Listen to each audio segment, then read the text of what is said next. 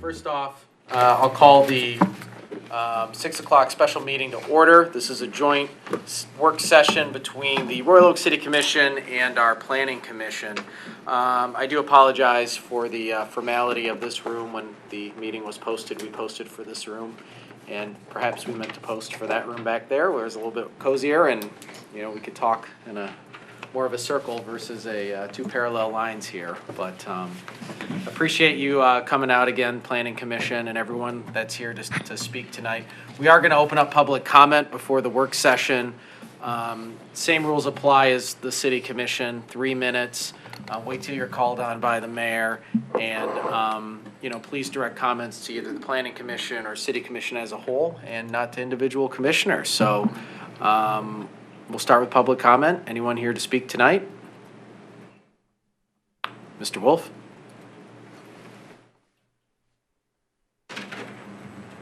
Ron Wolf, 333 North Troy Street.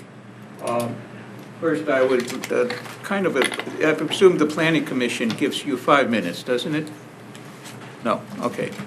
I keep wanting to reiterate.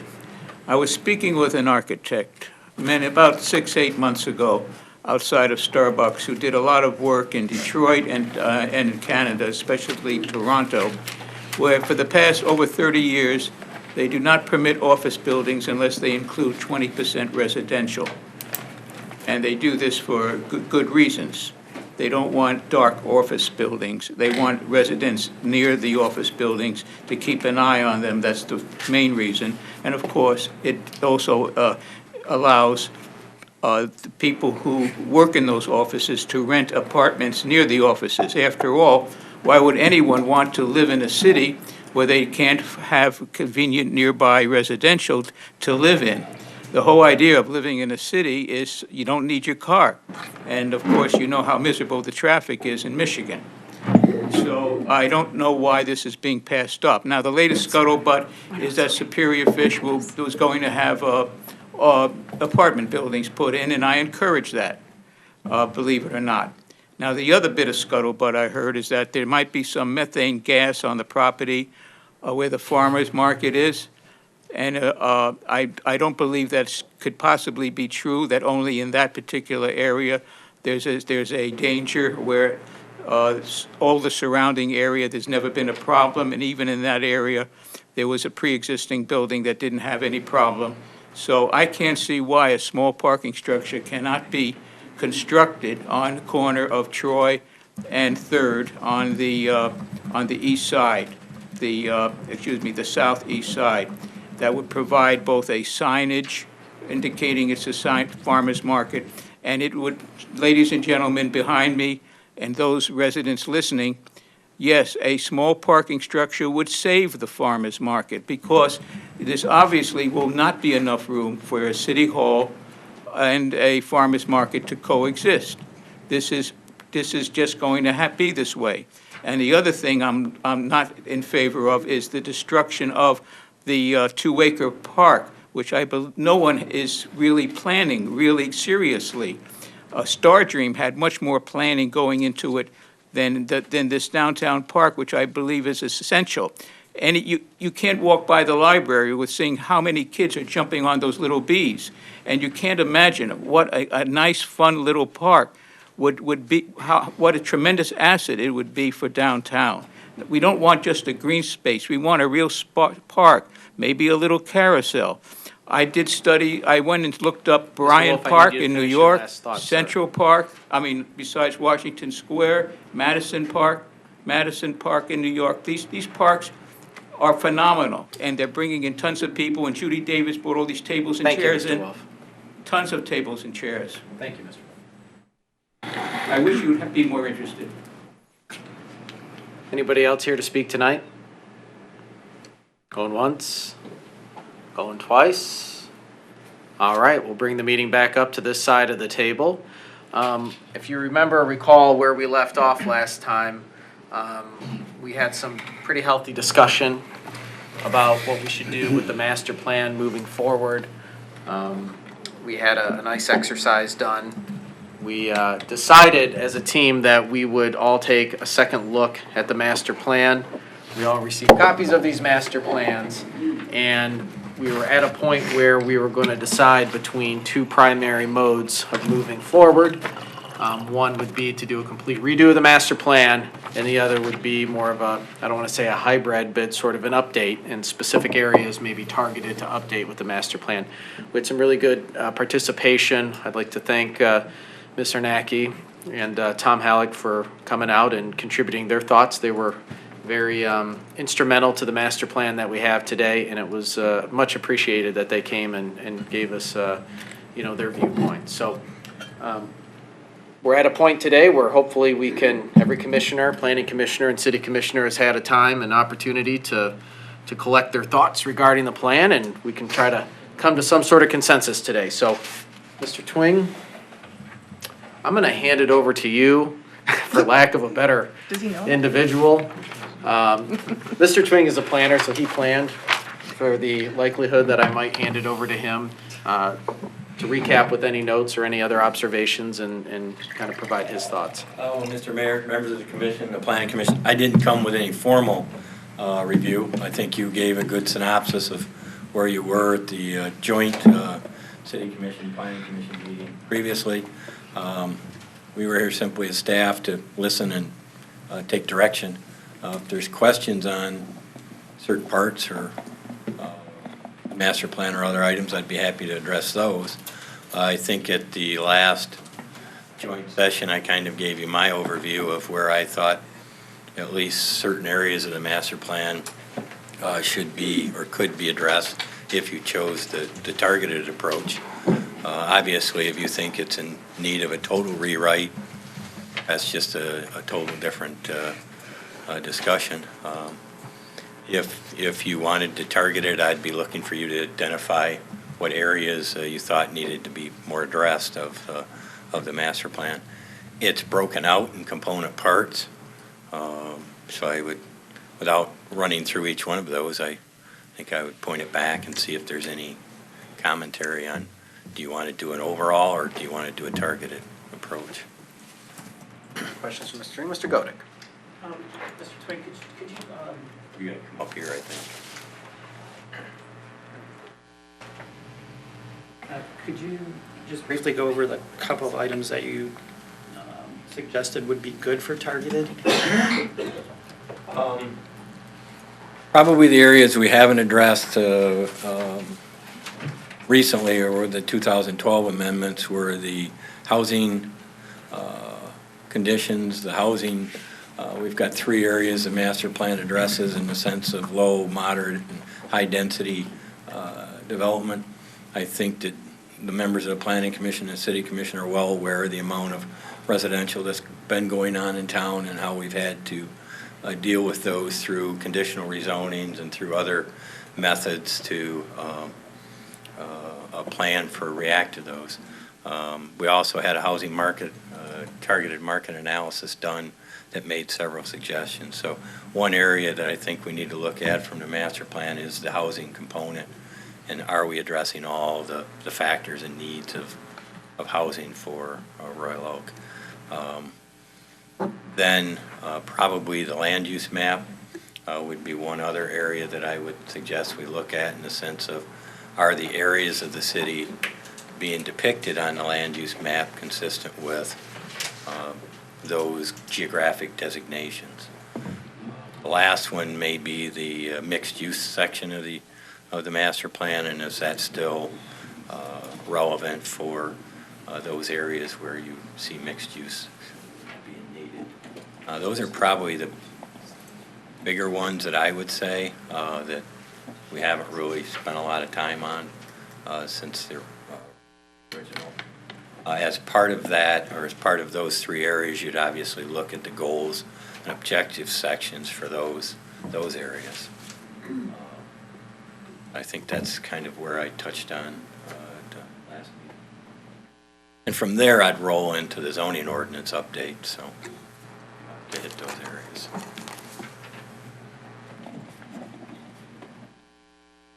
Commissioner Perush. When you talk about housing, it sounds like you've got a comprehensive list of subcategories there, but would that also include things like as our demographics are changing, as the population is getting older, whether or not there are sufficient and appropriate housing options for seniors if they want to stay in the community, or would that be like a number 4? No, I think that would roll into the housing option. Are we treating accessory senior housing appropriately? Are we wanting to have an in-laws house? Right now, we don't allow a second dwelling unit on a property unless under certain conditions. So I think you'd look at that as part of the housing analysis. What's our demographic? How's it changed? Okay. But I tailor it towards the housing end and not the economic development end. Right. Sure. Okay. Thanks.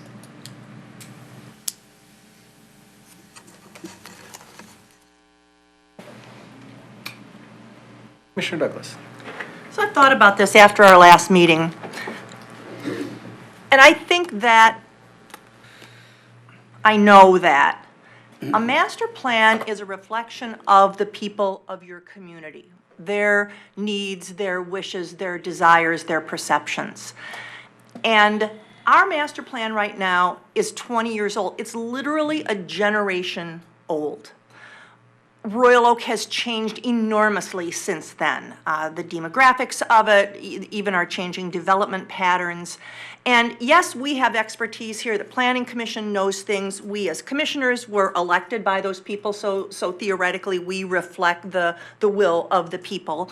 And yet, I believe that our master planning process needs to start with a comprehensive community engagement process, because it's only that way that we will know if our vision, our goals of the current master plan are reflective of our community.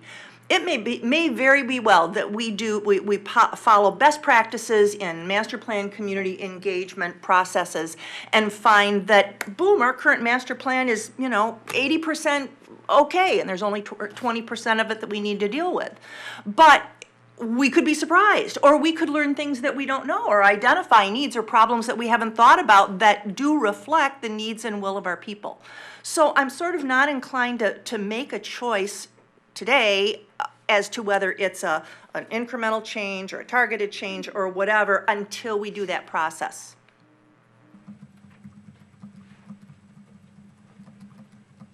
Ms. Vara. Hello. Do I still need to call the planning commission to get order, Tim, or we? No, either. We're all good? Okay. This is a little awkward. So a couple observations that I made, and I'm not a master plan expert by any means, but we were given this 3-page handout of, this is comments summarized by the facilitator. And these are the thoughts that were generated from our meeting together. And by the way, the entire planning commission is here, which is great. So I went through all of these comments, and there are 24 of them in total, ending at the transportation on the 3rd page. And of the 24 comments that I could see, 11 of them were mentioned in some fashion in the master plan, on some level. Some seem to be consistent, some were a little short on the depth that we talked about a couple weeks ago. So I think there are things that need to be looked at. The balance that I couldn't find were mentioned anywhere, so things like competition from Detroit, I couldn't even see anything, not necessarily specific to Detroit, but specific to a neighboring, competition from a neighboring community. I didn't see anything about addressing work changes in working careers and sort of adapting to the new demographics of what workers look like and want today. There was no mention of anything about personal property tax. There was talk about the downtown and making it vibrant, but there wasn't really any mention of dealing with the changing in the retail sector as it looks today, competition from online, things like that. Those things are what makes this old, because it's 20 years old, so we didn't have the online competition that we do today with Amazon, blah, blah, blah. Healthcare, health facility, I didn't see a specific mention of that. There's a mention of transportation, but there's not a mention of specific to Uber and Lyft, as you would imagine, because it didn't exist 20 years ago. And also the safety concerns. It talks about safety paths and addressing safety, but not to the depth that we talked about a couple of weeks ago. The difference in mass transit, I mean, those things are, ride shares, things like that, those are all changing.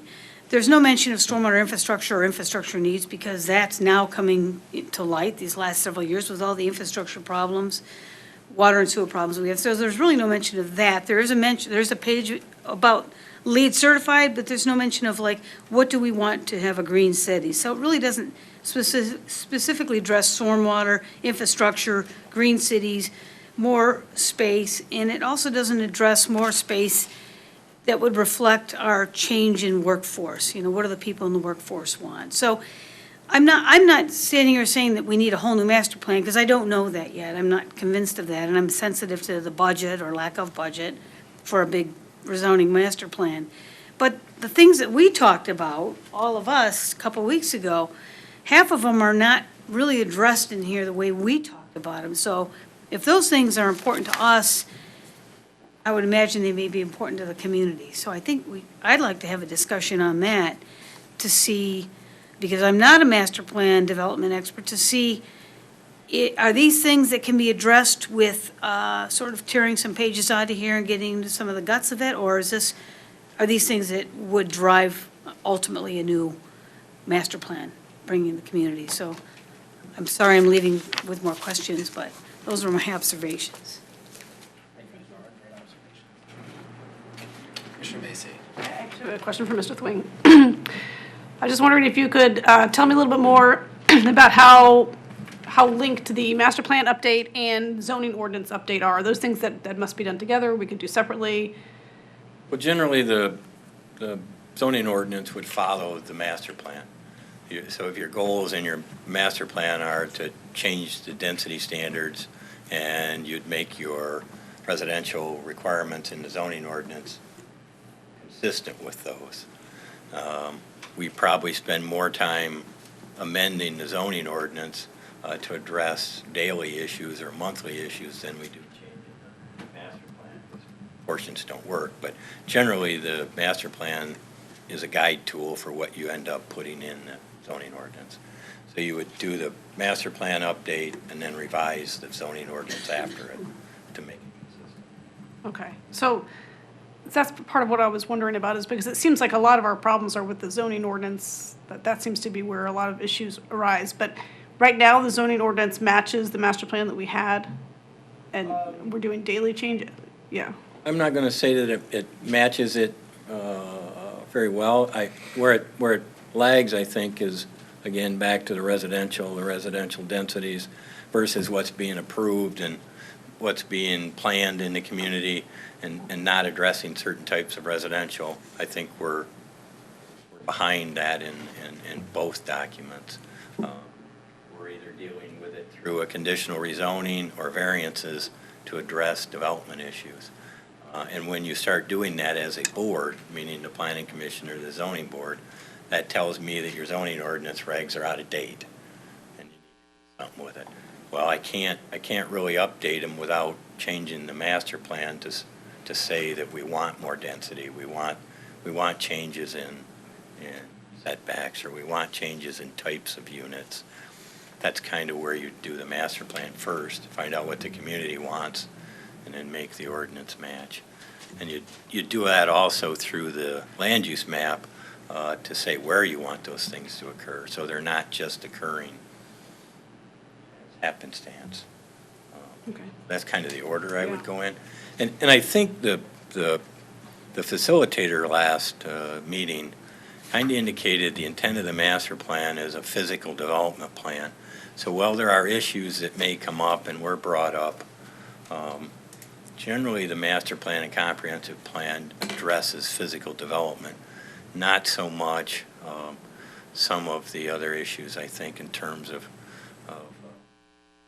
it may make a statement about competition going on in Detroit or whatever, but that shouldn't drive what your decision is in the sense of how the city's developed in a geographic sense. That Yeah. That's why it may not address some of the things that the Planning Commission FAR brought up. Commissioner Perush? We all have a copy of the master plan, which I at least had an opportunity to skim really quickly since I got a hold of it when we got a copy earlier in the week. And on page 1, it quotes directly the ordinance, or not the ordinance, but the state law that creates the master plan. And it says, "The general purpose of a master plan is to guide and accomplish in the planning jurisdiction and its environs development that satisfies all the following criteria."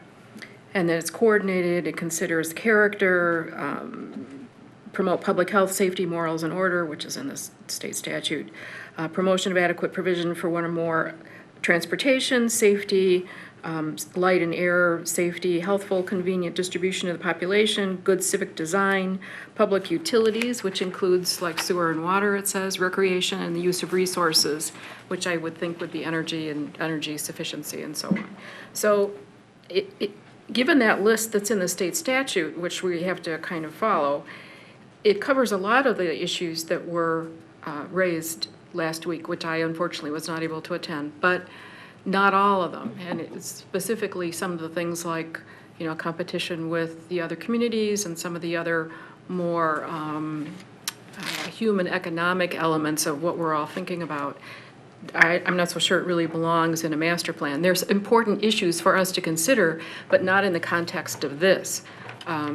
So I think we can kind of perhaps narrow some of the issues that we need to be considering in terms of either a revision in total or whether we just do it in parts. And I will say that in reading this and going through this and not having had the ability or the time to read it word for word, but got a pretty decent opportunity to look at it in fairly decent detail, I was very impressed. I would not, not knowing that it's at basis 20 years old, I would not expect this document to be 20 years old. I think that the updates that were done 7 years ago, was it 7 years ago they were done? Were very, very, very well done. And I think it brought this document, if it is indeed 20 years old, which I know it is, 1999, brought it up to 2010, 2011, whenever it was adopted. And I really think that as a base document, we are in pretty good shape. I have some other concerns about the whole idea of starting over completely from scratch, which if we ever get into a discussion about that, I can explain. But I do not share Commissioner Douglas's impression that this is a 20-year-old document. Far from it. I think they did a good job with the amendments 7 years ago, and it does need to be tweaked because it's been 7 years. But I don't think you can characterize it as a 20-year-old document. Commissioner Dubak. Thank you, Mayor.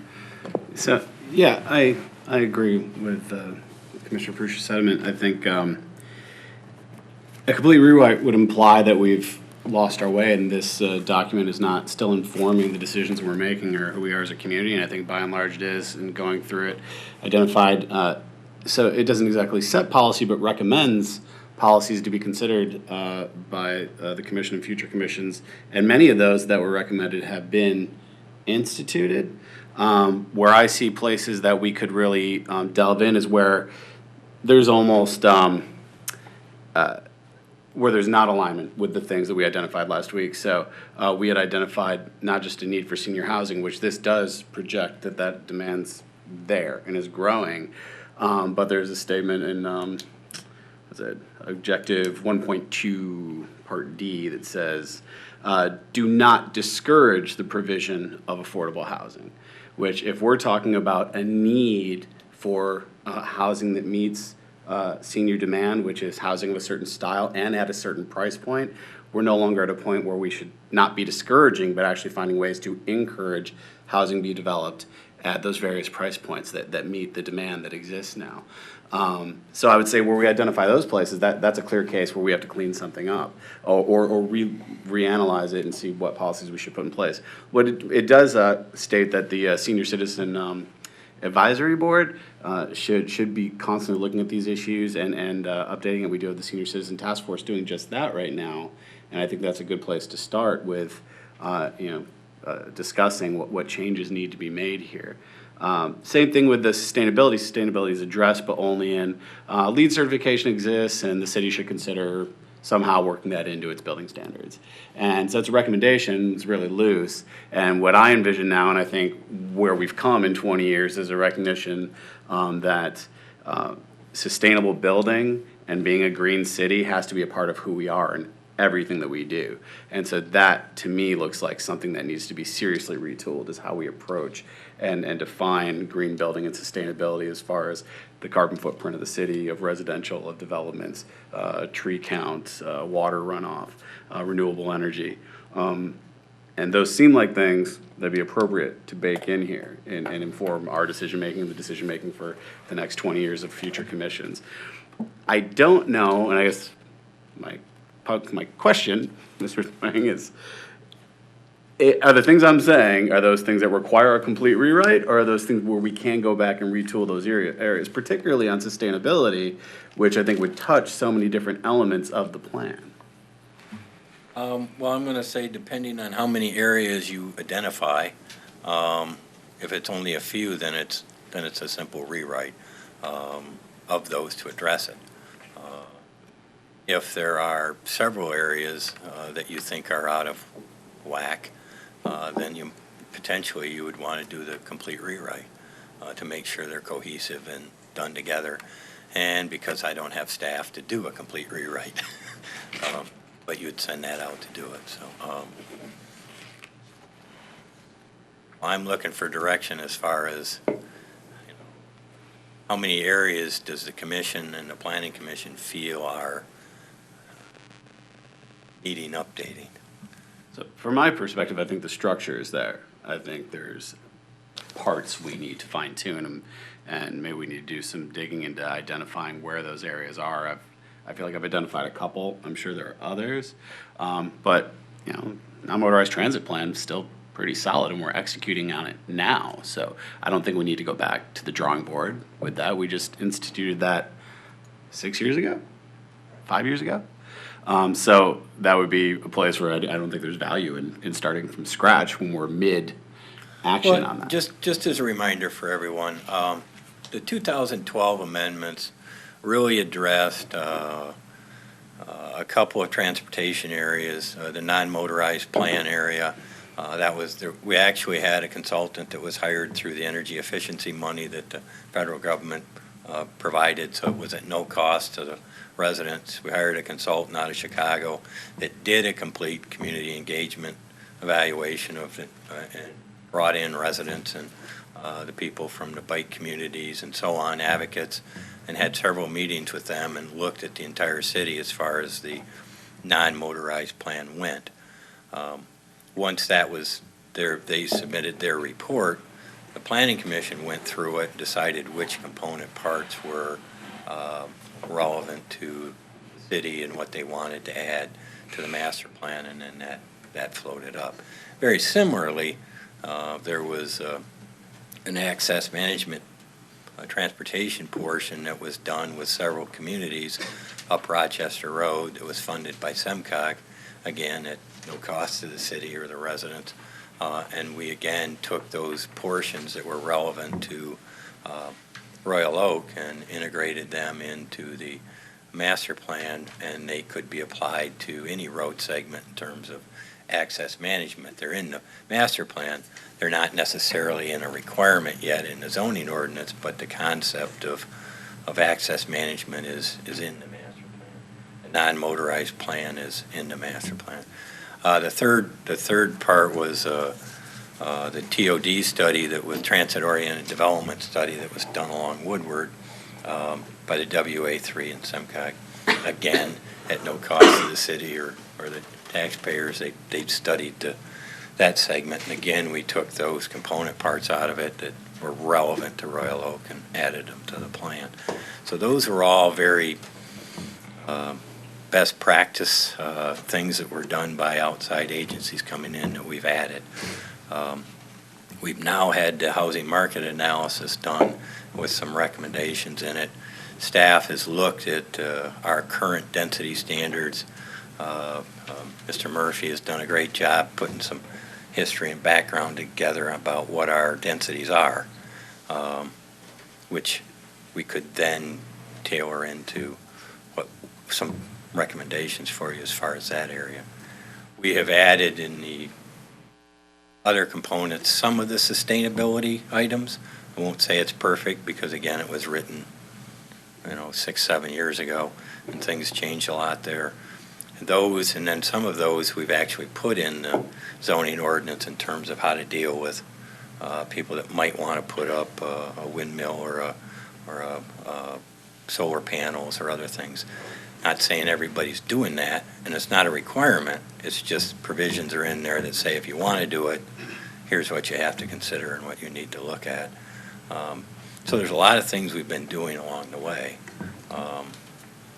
I know where I think it's lacking, but that's not, again, I'm looking for what other areas you see as. Commissioner Perush? Following up on Commissioner Douglas's comments about public engagement, I looked at the schedule of meetings that you all had back in the late 90s when there was the complete rewrite, and there were a number of town meetings and public hearings and so on and so forth. But you were doing the whole thing then. How much and what kinds of public engagement did you all engage in when you did the rewrite in just 7 years ago? Well, as far as the non-motorized plan, I want to say there were 6 meetings with the community specific to the non-motorized plan portion. Okay. In terms of the Woodward transit-oriented development, I know there were several. I don't know that they were all in Royal Oak. I believe there were at least 2 in Royal Oak, and then there were some in Ferndale, because it was a look at Woodward and transit-oriented development along Woodward Avenue in its totality. They had hired an outside consultant to look at it as well. I want to say there were probably 2 meetings in Royal Oak, but I don't think there were more than that.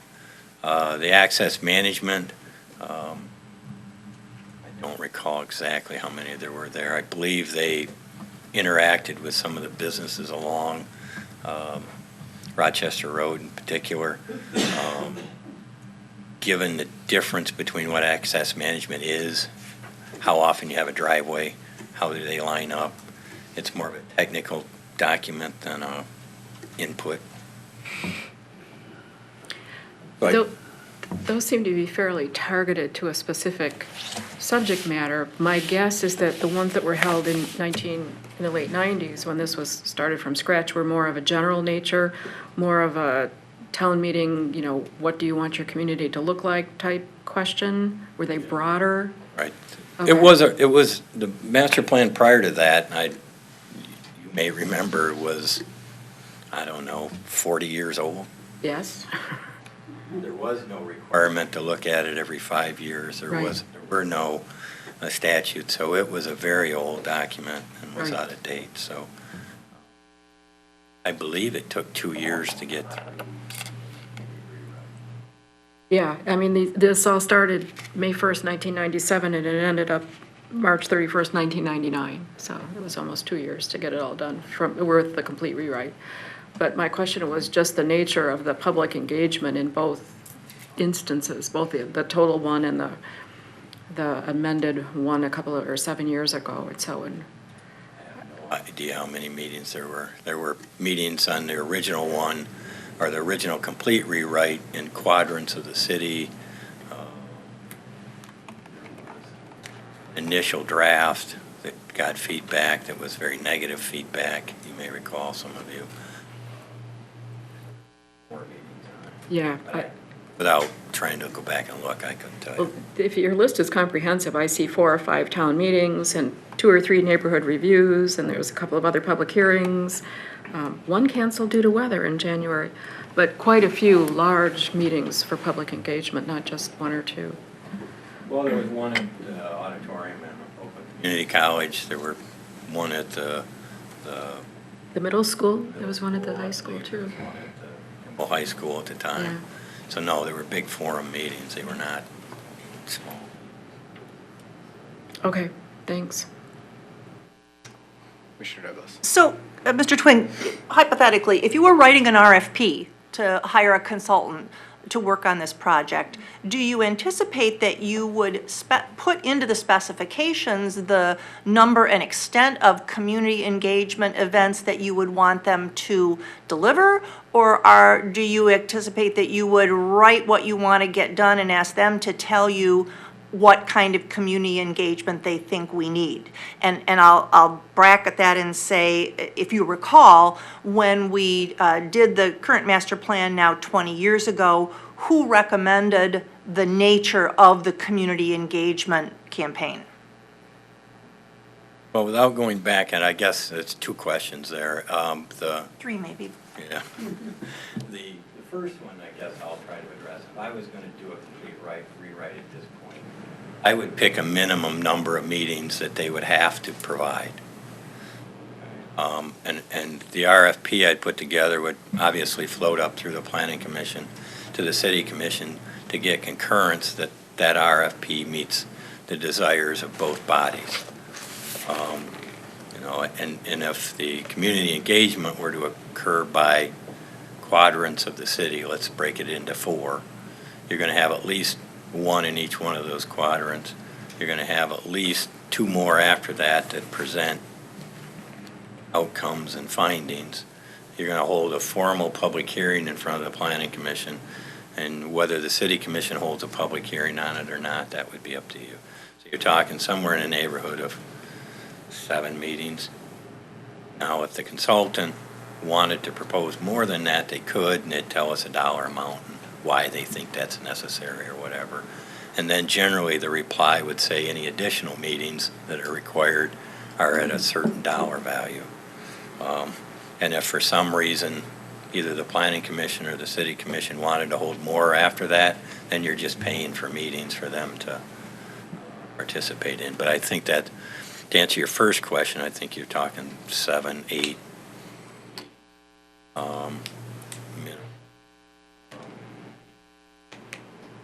The prior master plan also had a task force that was created. I would not recommend that. You have a body in the Planning Commission that's charged with being the coordinating body of the master plan. They're very knowledgeable in what should be in part of it and what the development schemes is. So I would run it through them. Now, whether or not there's other sub-meetings out there, that's fine. But I wouldn't do the task force, because I think part of the problem on the other master plan was the consultant was having difficulty dealing with people that weren't familiar with the components of a master plan. You've got to have some background and knowledge of why you're doing it and what you're doing it to keep it moving. The other question was something about the last time we did it. Yeah, that was speculative, but you've just answered my question about, I mean, if we're going to do a complete redo of the master plan, what would you put into the specs for an RFP? Now, if we were going to do a more targeted approach, and you've obviously, I know you've given this a lot of thought as to what you would like to see changed, what kind of community engagement would you write into that RFP? Well, obviously, if we're doing, let's say, 3 areas, the housing, the land use map, and then maybe some of the mixed use provisions as part of the land use map. Can't think of what the other one was now. But I would at least have one initial engagement meeting that identified that the purpose of this was to look at those areas and get community input on those areas. You could also talk to the Senior Advisory Task Force and have their input on what their thoughts were in various stakeholder groups, but not necessarily another just broad public input meeting. Once the consultant has that meeting, I think I would charge them with going back and attempting to address what they've heard. When they have a draft of what they think the community is looking for in terms of goals, you'd present that and get public engagement. And I would break out each one of those. While I said that, I'd break out the housing, and I'd break out the land use map and follow each separately, because they're different tasks. Community engagement, I'd break out in that fashion, but for each section.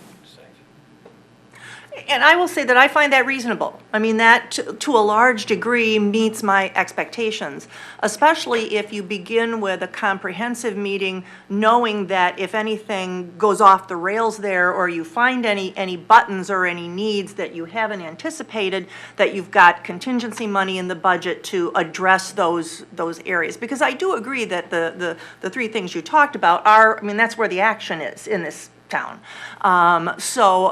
It seems to me that your answer just now kind of meets my concerns about having enough listening enough to the community, as long as we build in some flexibility to respond to conditions that we maybe just don't anticipate here at the table. To hear from some of the planning commission members. All right, Gary. I got a question for Mr. Twing. So this whole document that we, we're on TV. Oh, all right. Thank you. So this whole document that we've got is entitled the amendment 2012. How much of this is from 20 years ago, and how much of it was updated in 2012? It's not designated in here. Can you give us an idea? Sure. I'll attempt to.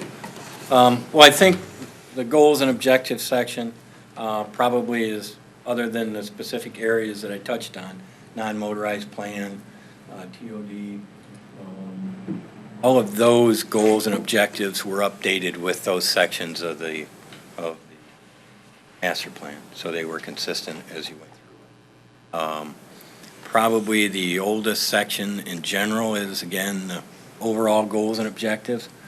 But I would say to you that unless you see some that are in there that you think are out of date, they're fairly generic on purpose. They're fairly, preserve the neighborhoods type statements that I don't think a lot of them are going to change over a period of time unless you're in a specific track. So some of those are the land use map, other than where you can see where we may have done some amendments, is 20 years old. We really haven't moved those designations.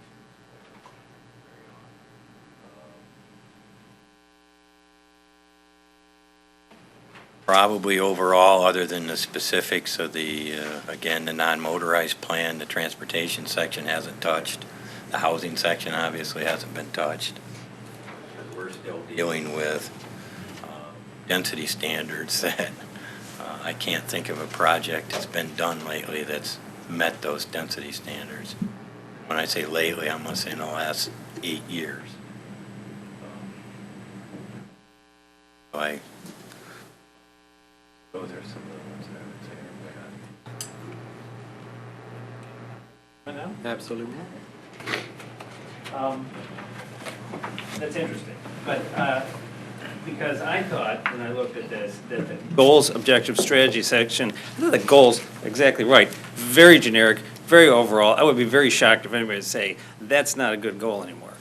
The objectives, same thing. Most of those, I would be shocked, maybe I don't know, I would be shocked if it was somebody say those aren't good objectives. It's really more the strategies and implementations we're talking about here. We talk about housing, land use map, mixed use and sustainability. Those are things that, to me, are part of implementing those goals. So I don't know how exactly that works, because the way this is organized, it's in, categories of aspects of the physical community, the commercial corridors, historic, things like that. So my view is that it looks to me like the structure of this master plan and the goals and most of the objectives are pretty solid. They're probably not going to change. It's implementation. In fact, it says in here that implementation still needs to be done. And that seems to me that includes the zoning ordinance, that includes the land use map. So I guess the question in my mind is, how do we do that? Because at some point, it's a cost-benefit analysis. You're going to go through and change strategies in every category. At some point, the cost-benefit is going to flip, and you might as well do a whole new one. I don't know where that tipping point is. But to me, just to repeat so it's clear, goals and most of the objectives seem to me pretty solid. It seems to me, everything we've talked about that needs to be changed is strategies and implementation. And that's where we can apply our energies and our resources. Point, Mr. Casada. Mr. Klooster.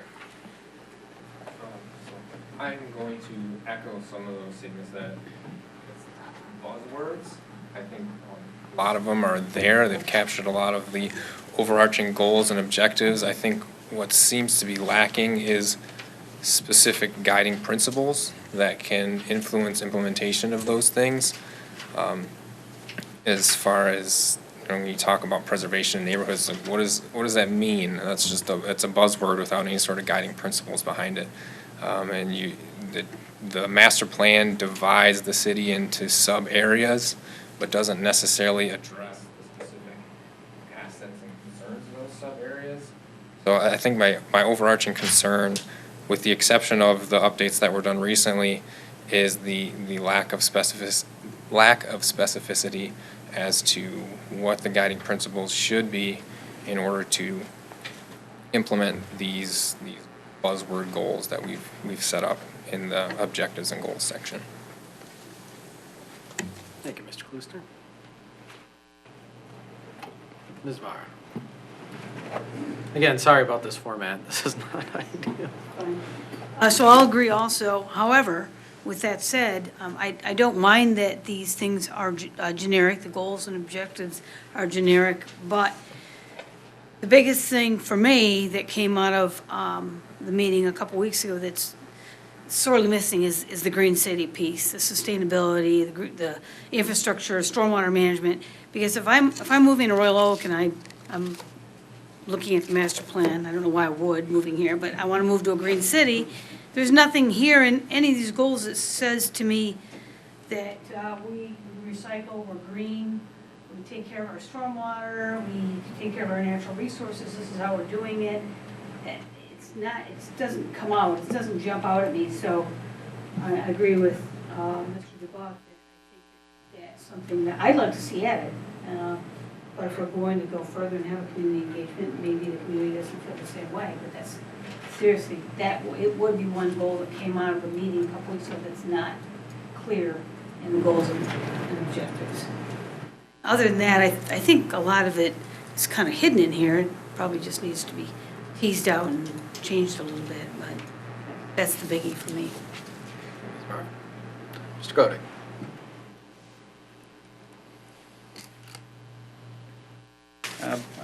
I also agree with some of the comments about generalities. What I hear at the planning commission meetings a lot of times is a developer may come in with a problematic or controversial plan, and he'll quote sections of the master plan as to why that particular plan is good for the community, because it is so general in nature that you can read it and apply it to so many different things.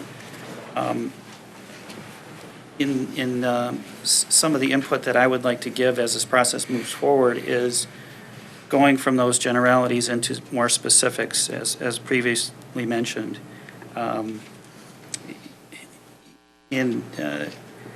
One of the things that was mentioned earlier too, about adjacent communities and how they impact our planning process. Every time I reread the master plan, I always see something extra that I missed the other time, and I haven't done it cover to cover.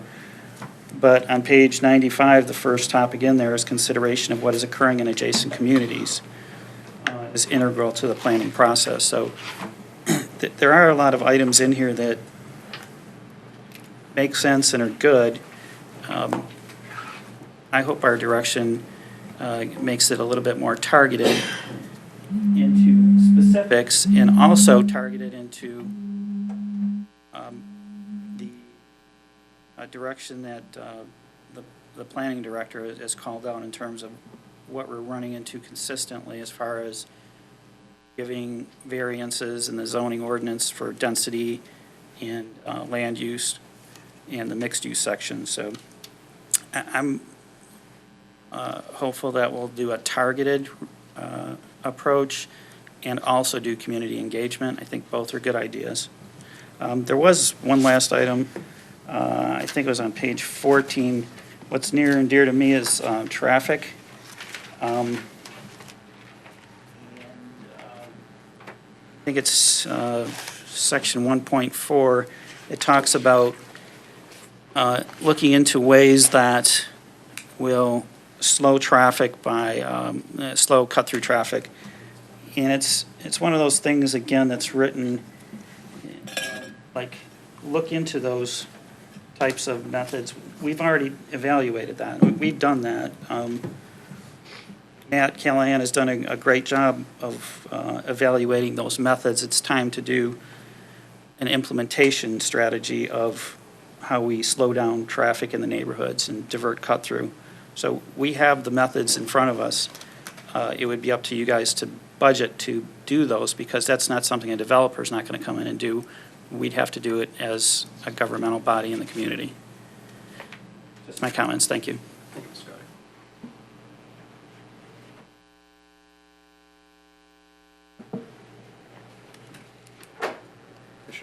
No, no hand. Hand it out for a high five. Yes. Maybe I'll add to the conversation here. It's very interesting listening from my colleagues from the commission as well as from the planning commission. And, you know, the way I see it is we have a pretty good document here. We have a plan. It's a playbook, just like any, football team goes into a game, you have a playbook. And, we have a set of plays. But I think what we're looking at here, from our objectives and goals, I mean, they are a little bit generic in nature, and I think they're supposed to be that way to some extent. But like Planning Commissioner Casada said, really some of the strategies and tactics, it's probably time to take a look at. Do we need to take a look at all of them? I don't know. I don't think so. I think a more targeted approach makes sense in this case.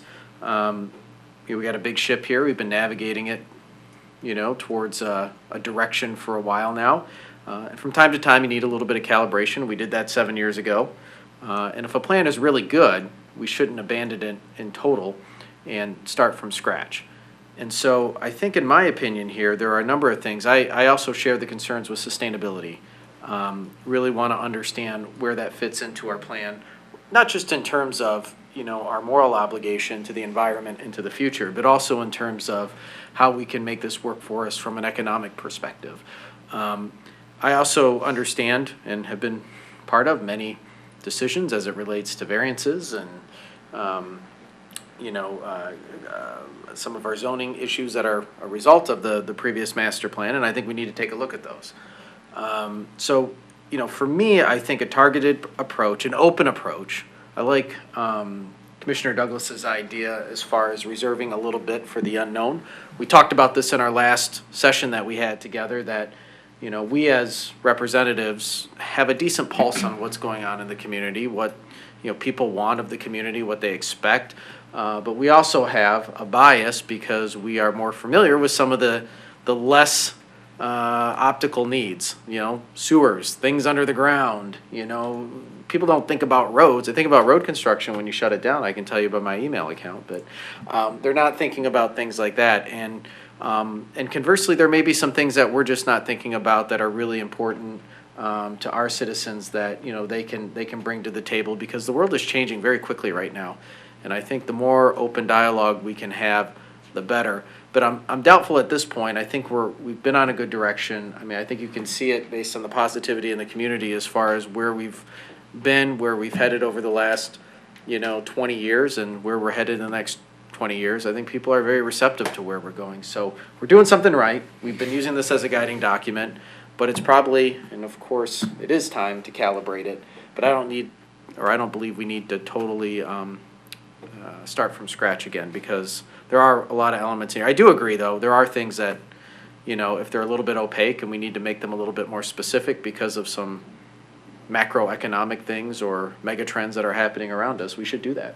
And guess what? 5 years from now, there'll be new macroeconomic things and new mega trends around us that we'll have to be agile and address as matters of policy. And, maybe we tweak it again in 7 years. So the world is changing. We can't stop that. But, at the pace it's changing, you know, we got a pretty decent plan considering, so those are my thoughts. Random rambling thoughts. We still gotta give Tim some direction. So, I guess, Mr. Twing, you're looking for direction as far as, The commission needs to remember that you've taken an action already on this item. So is the planning commission. And then at the goal-setting session, as part of the budget, you took another action that said you wanted to have this joint meeting, which I took as hold up what you've already done. So I've held up the things that you did back in November of 2017, which was basically budget for $200,000 and do a complete rewrite. So there's an action on the table from them, or from yourselves and the planning commission.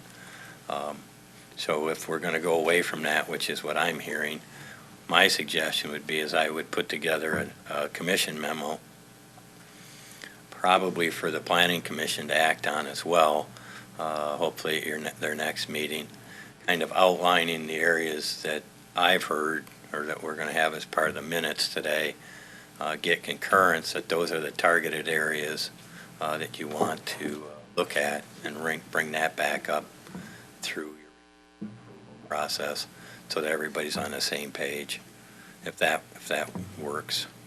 I think, I mean, yes, I mean, that, systematically, I think that's what has to happen, given, you know, the way the commission voted on the strategic plan. Is there, just real quick before we jump on that actual, you know, next step, is there anybody here that has grave heartburn with going with a targeted approach, as Mr. Twing had presented? Unless everyone's comatose, I don't see any grave disagreement. So Mr. Twing, so what you told us is you're going to prepare a letter for the Planning Commission, subsequent memo for the City Commission, so we can take appropriate action in order to give you and your team, you know, the proper instructions on how to move forward as it relates to our master plan. Okay, everybody on board? Mm-hmm. No dissenters? All right. Well, great. Thank you, Mr. Twing. Any other comments? I'm going to suggest closing comments, but we can talk. We got another 30 minutes. You know what? I will take chair privilege and let Ms. Sarnacki come up and speak, given her past experience as a commissioner and involvement in the master plan. I'm so used to having to do the whole show. I just want to say that those of us who are in the room who've been involved would be glad to participate in any way you think would be helpful. There's a lot of work in the weeds, and it's not like you don't already have a lot of work to do already. So the ability to do work groups, I was on that infamous task force, and I'm not talking about that kind of an arrangement, but you know, if you've got 12 things you're going to do and then you're going to divide, okay, you know, several people are each going to do work on these two and so forth and so on.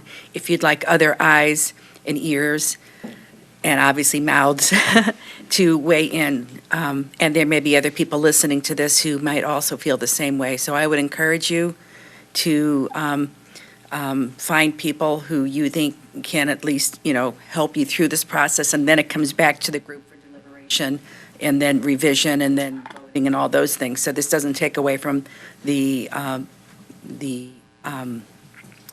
work group shouldn't take away from the work that happens at this table in the appropriate manner. And I'm sure Mr. List back there will make sure that we all do things as we should, right?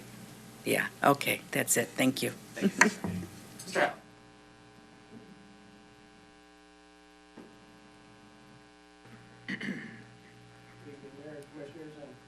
Back behind me. The question came up a couple of times about what did the phrase neighborhood preservation mean?